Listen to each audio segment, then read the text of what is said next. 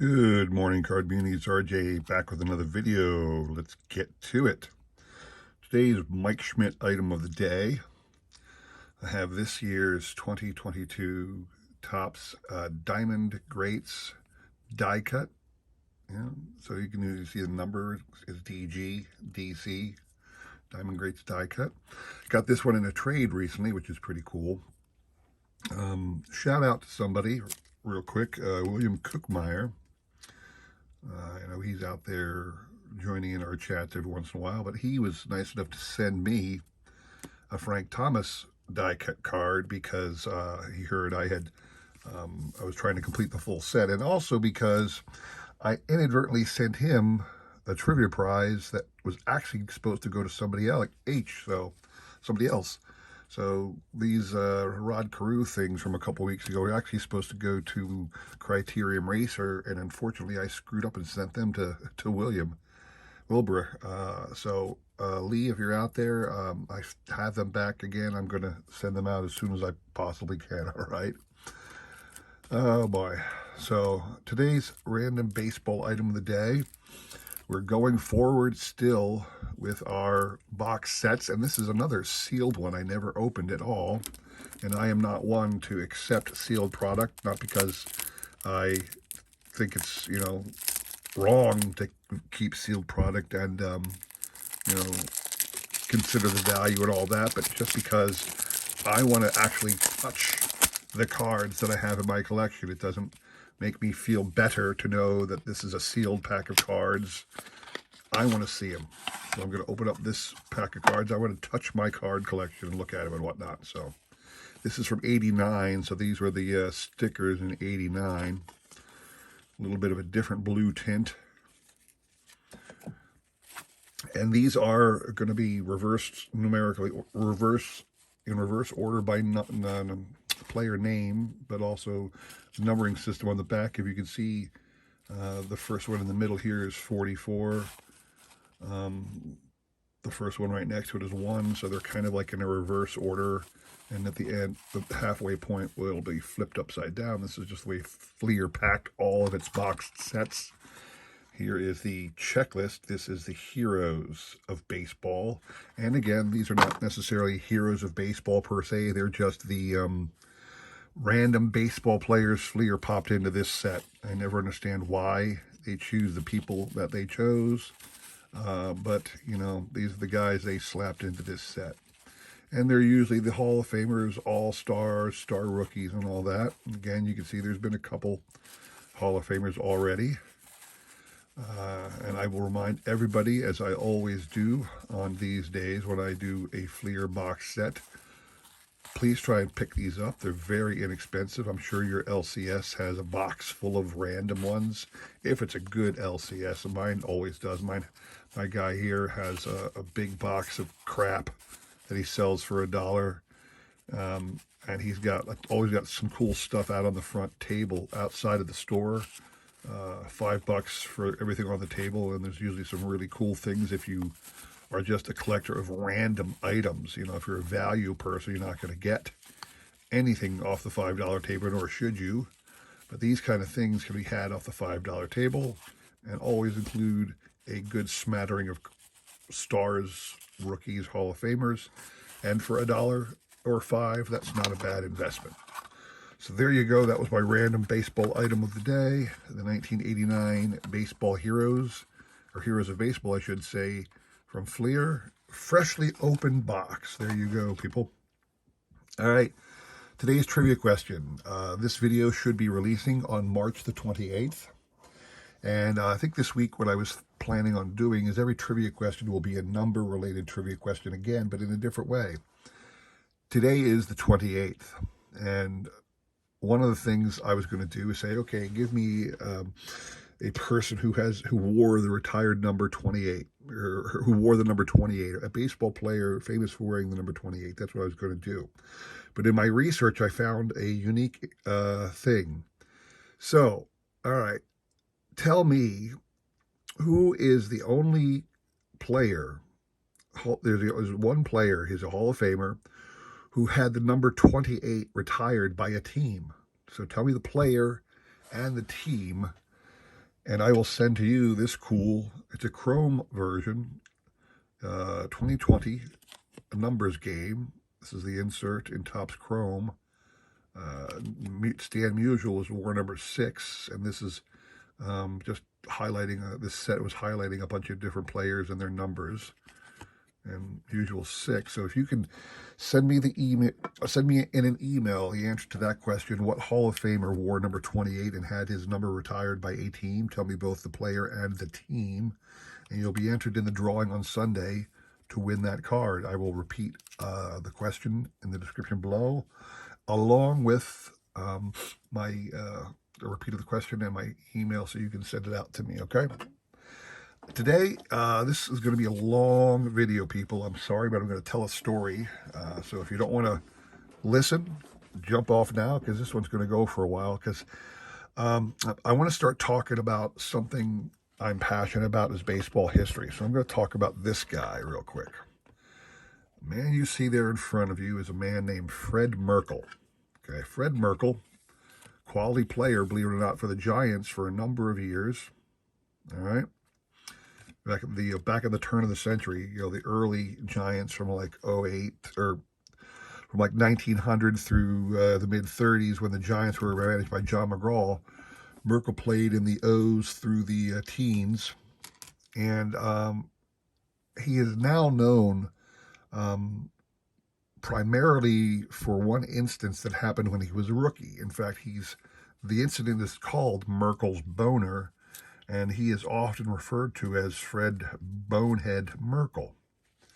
And I want to talk a little bit about the incident and explain to everybody out there who may know it why that is all wrong, and to bring the incident to light to those people who do not know it, because it's a fascinating story. So anyway, back in 1908, late in the season, the Giants were playing the Cubs.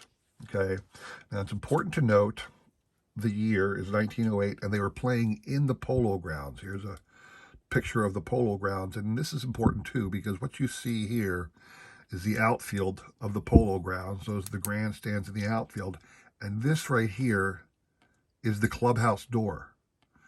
The clubhouse in the Polo Grounds was located in center field, so players, when they were changing and when they came out or in, had to go out to center field and through that little door there to get to the clubhouse to change and get ready for the game or whatever. Okay, so the game was being played on September the 23rd in the Polo Grounds. Okay, now the situation was, it's the bottom of the ninth, score was tied. Okay, now player named Frank McCormick had already batted ahead of Merkle, and he was on first. Merkle came up, hit a single. McCormick sped around to third. So here you go. Bottom of the ninth, man on third, man on first. Al Bridwell comes up, all right? Now, Merkle's on first. McCormick's on third. Bridwell batting. Now, Al Bridwell hits another single. Now, McCormick, he's on third. McCormick comes home. So McCormick's on third. He scores. Merkle's on second. He heads out towards first. And obviously, Bridwell runs to first. All right. Now, Merkle, instead of touching first base, okay, instead of touching second base, Merkle veers out of his path and runs to the center field clubhouse. Okay. Now, the first question is why? All right. Why did Merkle not go touch second? Well, let's keep going with the story for a second now. So Merkle goes to second base, or Merkle veers away from the second base line and runs out to center field to the clubhouse. Okay. So now, Johnny Evers, who's the second baseman for the Cubs.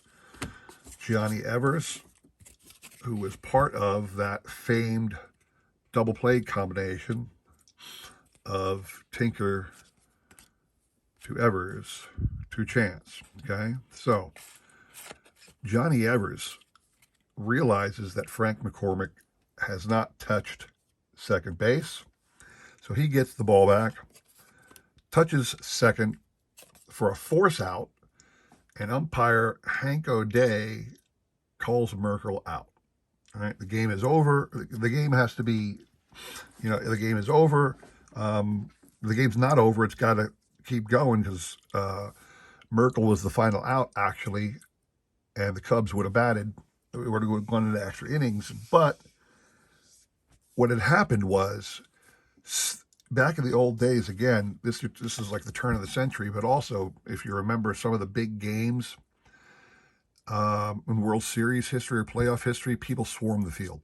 Back in the day, people swarmed the field after every game. I mean, it was like a thing to do. Nobody cared. It was the end of the game. These guys were all paying customers. They just milled around the ball field after the games were played. So as soon as Al Bridwell hit the ball, people charged the field. And the ability of Johnny Evers to get the ball was impeded. He really didn't get the ball. And really nobody else was paying any attention to him because as far as they were concerned, the game was over. Now, here's the key thing to think about too. When Fred Merkle started running, and he's a rookie, his first year up in the bigs, believe it or not, and he veered off to second base, off of second base to go out there, that was common practice in the day, okay? The rules did say you had to touch the next base because of the force rule. You're forced to touch second base so that because this guy touched that base, everybody's got to go to the next base before it's a legal play and the play is over. But back at the turn of the century, and even before, when the final run scored, the game was over. Nobody cared that this guy didn't touch second base or that guy touched or whatever. Even the batter going to first really didn't have to touch first. The second that guy crossed the plate from third to score the final run, the game was over. Okay? So this was common practice in the day. Everybody would have veered off of the line to second and gone to the clubhouse. Everybody would have done it. Everybody did do it. Okay? Now, what's interesting to note is the relationship between Johnny Evers and Hank O'Day. Now, Johnny Evers was a smart baseball man. All right? He knew all the rules. The Cubs of the day, the Tinkers to Evers to Chance Cubs. Frank Chance was actually the manager at the same time as being the first baseman. They played smart baseball. They exploited every loophole they could. They took every advantage they possibly could. They were grinders, let's say. All right. So in a game prior to this one, remember this one is towards the end of the season, September 23rd. All right. In a game prior to that, Johnny Evers, the same thing happened, and Johnny Evers grabbed the ball, touched second base, and appealed to the umpire, hey, the guy didn't touch second. This is a force. The game's not over yet. The umpire, and it was Hank O'Day at the time, correctly said, well, that's just the way things are done. And Johnny was like, but that's the rule. So Hank O'Day said at that time, okay, well, the next time maybe I'll call him out. They actually had this discussion. Not that they planned on doing it. It's just that Johnny Evers put the seed in Hank O'Day's mind that had to be called out. All right? So that was what had set this up. So here you are, you got McCormick at third, Bridwell hitting, Merkle batting. Merkle, the winning run scores, Merkle veers off, gets out of the crowd way. The crowd swarms the field. All right. Johnny Evers called for the outfielders to get the ball. Remember, the ball went out in the outfield somewhere. So he's calling for his outfielders to get the ball. Meanwhile, everybody's swarming the field. Now, the outfielders had no clue what he was talking about because, again, it was standard practice for this game to be over. But Evers was insistent that somebody get the ball. All right. So eventually somebody went out and grabbed the ball and threw it back in. Problem was, one of the Giant players realized what was happening, grabbed the ball that was thrown from the outfielder of a Cub and ran off with it. All right. So Evers never got the ball. So what happens is Evers actually asked the umpire, somebody, for another ball, and he found another ball somewhere. Touch second, Hank O'Day called Merkle out, and the game needed to keep going, okay? Because that was the last out. Now, the thing was, there was no way to just resume the game. The crowd was all over the field. I mean, it was swarmed. Nobody else really, aside from Evers and maybe the teams, knew what the heck was going on. So what do? The game can't continue. The crowd's all over the place. What do you do? Well, the league, this is before the commissioner's office existed, okay? The league decided what they would do was they would replay the game at the end of the season if necessary. Because, there was still a couple weeks left in the season. And unfortunately, what it turned out was the two teams ended in a tie in the standings. So they had to play that one game over, all right? And it turned out it was the Giants versus the Cubs, one-day playoff to see who would go to the World Series. This was before the round of playoffs, so it's just a one game to get to the series, not to get into the postseason, so to speak. Well, the Giants versus the Cubs win the game, and they go to the World Series in 1908 instead of the Giants. Now, that was why. It was that incident, the fact that they lost that playoff game. Everybody blamed Fred Merkle in this game back on September the 23rd for losing the pennant.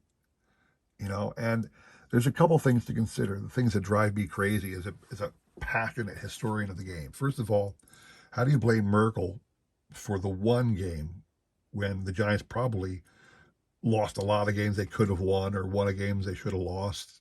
The concept that Merkle's one incident ended their season was kind of crazy. Second, again, he didn't do anything different than any other player would have done. Veering off second when the game was over was common practice. And then again, if it was common practice, think about this for a second. How does the umpire make this ruling when he never made it before without first telling the two clubs, hey, from now on, we're going to start enforcing that rule? It's like if you, on the spot, invented a rule and penalized the one team based upon your new rule when they didn't even know it was a rule. Everybody knew it was a rule, but it was never enforced. So how do you suddenly, out of whole cloth, decide to enforce it?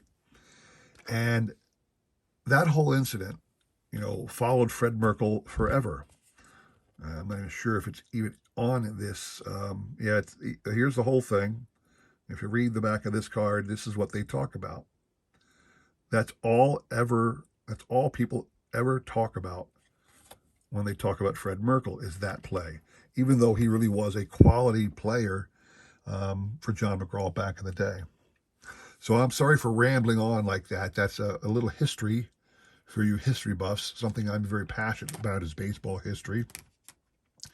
And I'm just trying here to set the record straight on Fred Merkle and demonstrate that he didn't do anything wrong, should never have been labeled as a bonehead, and that you have to understand that, the Chicago Cubs of the day were hard-nosed, diehard players who'd, kill their mom, step over their mom in an alley to win a game. So hope you enjoyed that little history lesson there. And I know it was long-winded, but I get passionate about history. So anyway, I want to say thanks for watching. Please don't forget the trivia question. What player wore number 28, had it retired by a team? And name the team and the player. Thanks for stopping by. Please consider subscribing, commenting, all that jazz. And I hope to see you again on Wednesday. All right? Thanks for stopping by. Take care.